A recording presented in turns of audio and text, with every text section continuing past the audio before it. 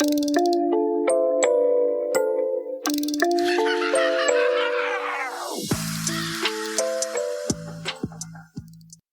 to Dark Crossroads Podcast, hosted by Roxanne Fletcher. This is your stop for all things true crime and paranormal. From the infamous story of the New Bedford Highway Killer to the chilling tale of the Black-Eyed Children, Dark Crossroads Podcast is a truly deep dive into the stories that frighten and fascinate you. All links to the show will be provided in this episode's description. And don't forget to let us know what you think of today's episode.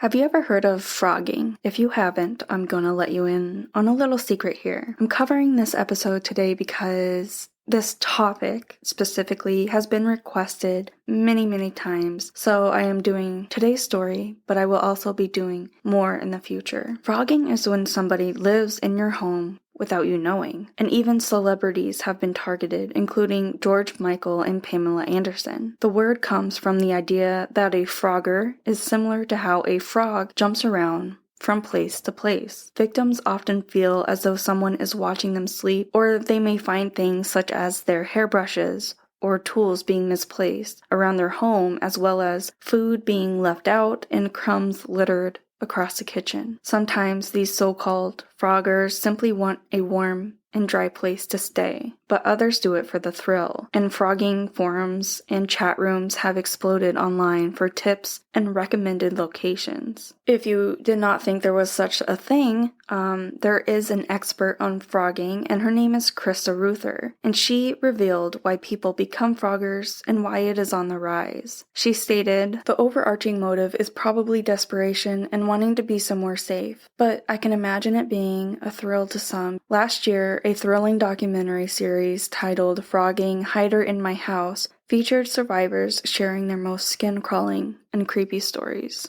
Before the creation of the fictional crime-fighting Spider-Man, there was a very real Denver Spider-Man. But the Denver Spider-Man was a far cry from his superhero counterpart. In fact, he was a murderer. Theodore Coney was born November 10, 1882, in Pittsburgh, Illinois. In 1888, Theodore and his mother moved to a farm in Wisconsin, and then they moved to Denver, Colorado in 1907, where she worked as a housekeeper at the Denver Democratic Club. She then died in 1911. Theodore suffered from poor health and had been told by doctors not to expect to see his 18th birthday, so he did not finish high school. As an adult, he worked as a bookkeeper at the Denver Brass Works in advertising and sales, yet spent much of his adult life homeless. He resented the way he was treated by others for his frail condition, later expressing that he wanted a place where he could be alone and free from judgment of others. Because of his health, and also perhaps because at the time it was the Great Depression, Theodore struggled to keep a job long-term and frequently found himself without a place to live except for doorways and alleys around Denver. In 1941, Theodore fell on hard times, and to be able to get through, he decided to go ask a friend for some help. In September of 1941, he went to the home of an old friend,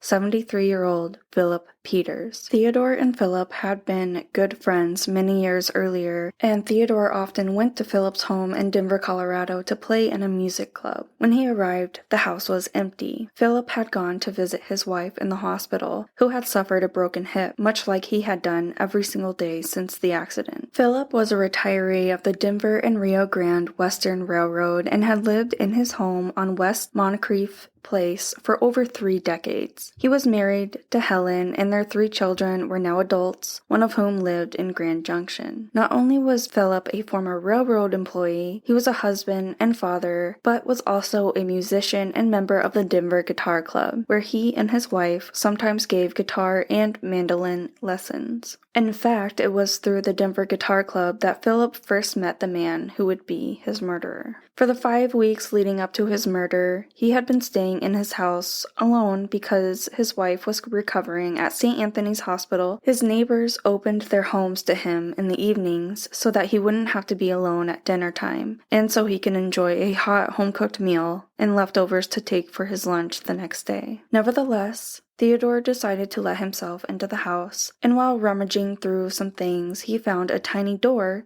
that led to an attic room. Theodore was a rather small man, and he managed to fit inside and decided to make this his home. He later stated, "I thought this attic would be my shelter during the oncoming winter." Theodore lived in the house undiscovered for about 5 weeks. On October 17th of 1941, Philip discovered a tall, gaunt, and disheveled man raiding his freezer. Philip struck at him with a cane that he carried, but Theodore clubbed him with an old pistol he had found in the house. After the gun broke apart, Theodore continued with a heavy iron stove shaker and ended up bludgeoning the 73-year-old man to death. Theodore then returned to the attic cubbyhole, as if nothing had happened. Philip's body was discovered later the same day after a neighbor that was concerned that he had not come by for dinner ended up calling the police. They searched the home, but couldn't find any evidence of the murder.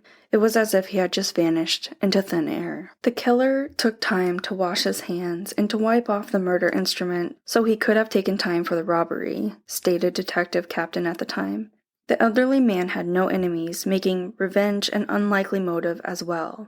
His wife was not at home, and neighbors were keeping an eye out for him. Fingerprints were found, but yielded no leads as they were just from the neighbors. Those same neighbors were the ones that found him, sprawled on the floor of a bedroom inside of his house with blood everywhere. Police described the brutal slaying as without mercy, as blood had even spattered onto the ceiling and was spread in different rooms throughout the house. It was evident that Philip had struggled during the assault. He died after being struck 37 times with the cast-iron makeshift weapon. While detectives dug into Peter's past, searching for enemies who hated him enough to want him dead, Mrs. Peters was eventually released from the hospital and returned home as a widow. A good friend of hers moved in to help around the house. In the months following Mrs. Peters' return, she and her friend reported strange things happening around the house. Food missing, strange sounds, things out of place. The housekeeper, while living there, once called the police, stating, "Just a few minutes ago I heard sort of a tapping noise. I heard it before, but I thought it was only some woodpeckers. But this time I walked into the kitchen, and I saw the door to the stairway that leads upstairs slowly opening. A foot came out, and then I saw a thin, white hand on the door. I screamed, and the man ducked back into the stairway, and I heard him running up the steps." The friend was convinced that the house was haunted, and she ended up leaving, while Mrs. Peters decided to relocate to Grand Junction to live with her son. So the house, at this point, stood vacant, and the strange sounds and disgusting smells continued to be reported to police, but they could not find anyone in the house. Police found all the home's doors and windows were locked, and there was no other sign of forced entry. They noted the trap door, but believed a normal-sized person could not fit through it. Mabel Burke and her 5 children lived next door to the house and would consistently see lights going on and off, once even arming herself with a baseball bat and knocking on the door. Theodore remained in this vacant house with the occasional signs of his occupation written off as an apparition or local pranksters. Everything changed in July of 1942, once Denver police decided to station 2 detectives outside of the house and keep it under surveillance instead of waiting for a call from the neighbors. The vigilance paid off when they both spotted a man inside of the house. They ran inside, but discovered the house was empty until they heard a noise upstairs. They opened a closet door just in time to spot a pair of legs disappearing into a small opening in the house attic. They grabbed the legs and pulled the man attached to them back to the ground. He was taken into police custody and confessed to the crimes. When police had finally caught the man, he was described by them as the strangest looking human I had ever seen. He was tall, just under 6 feet, but thin as a wilted weed. His dirty hair hung low over his ears, and his skin was the ugly, unwashed gray of an overcast sky. His shoes and clothes were rotted and torn. One of the officers told Childers, when he was discovered, he first told police that his name was Matthew Cornish. After feeding him a hamburger, apple pie, and some coffee, police began questioning the transient. The 59-year-old man kept one panel unlocked to the crawlspace above the home and would lock it from the inside when he retreated to his attic abode. At first, he denied this, and then he proceeded to tell the truth, which was very much stranger than any fiction. Theodore had come there as a sick boy with his widowed mother. After his mother's death, he felt as if he was a lost soul, drifting from town to town. When he returned to Denver as a homeless person, sleeping in alleyways and doorways and spending a dime a day on food, he decided that he would return to a long-lost friend, Philip Peters. When he went to the house and discovered that Philip had gone to the hospital to visit his wife, he decided to just let himself into the home and try to find food, shelter, but at the time discovered a loose panel leading up to the attic. The space was 27 inches high and 57 inches wide. He was able to make it his home. So he stayed, and when the house was vacant, he would slip downstairs, grab some food, just a little bit at a time, so as not to draw suspicion. He cut into the house's wiring system to install an outlet in the attic. He stockpiled the Peters canned goods. He even built a makeshift radio to stay in touch with the outside world. His ghostly existence was disturbed one evening as he had slipped downstairs to make some coffee for himself. He thought that Philip was out to dinner, but instead, Philip had entered through his back door as the unwanted house guest was standing at his kitchen stove. Theodore hit Philip over the head with an old .44 caliber revolver in the kitchen, and Philip, stunned, moved to the living room to call police. Hitting Philip again, Theodore told police he thought he had knocked him out and he planned to take money and just leave. Instead, he heard Philip in the bedroom, and that's when he told police he beat the elderly man with the stove shaker until he was still. Stranger still, Theodore continued to stay in the home. He heard the news of Philip's death on his makeshift radio while hiding in the tiny attic above the very room in which he killed the old man. Theodore insisted to police that beating Philip had been a split-second decision. After he had killed him, Theodore sought refuge up in the attic where he stayed until July. Denver police sent their smallest officer up into the cramped attic where Theodore had made himself a nest of sorts. He had collected his waste and had not bathed during his attic residency.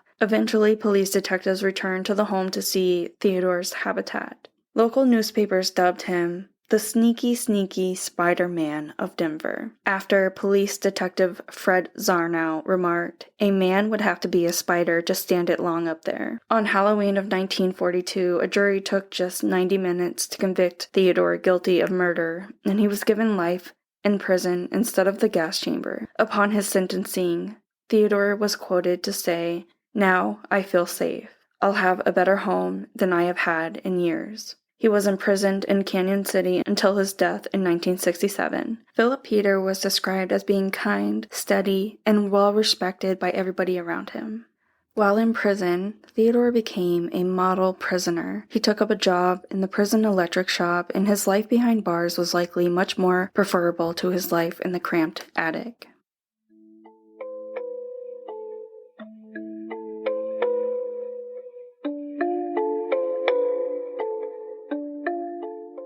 Alrighty, so it's that time, guys, to say goodbye.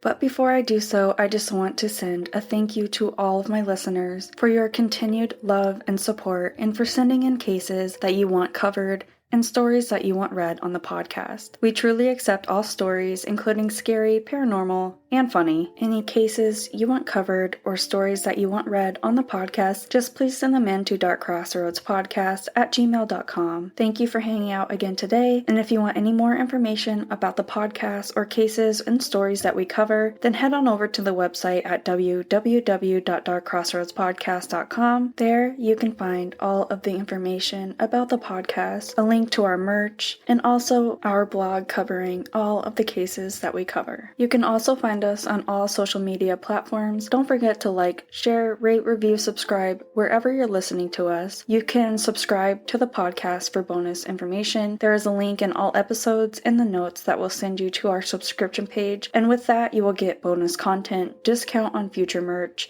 and a lot of extra goodies. Every single dollar that comes through donations or through our subscription goes straight into the podcast, helping fund research, and it really helps us out and keeps this podcast going. And with with all of this said, please don't forget to be weird, stay different, and don't trust anyone.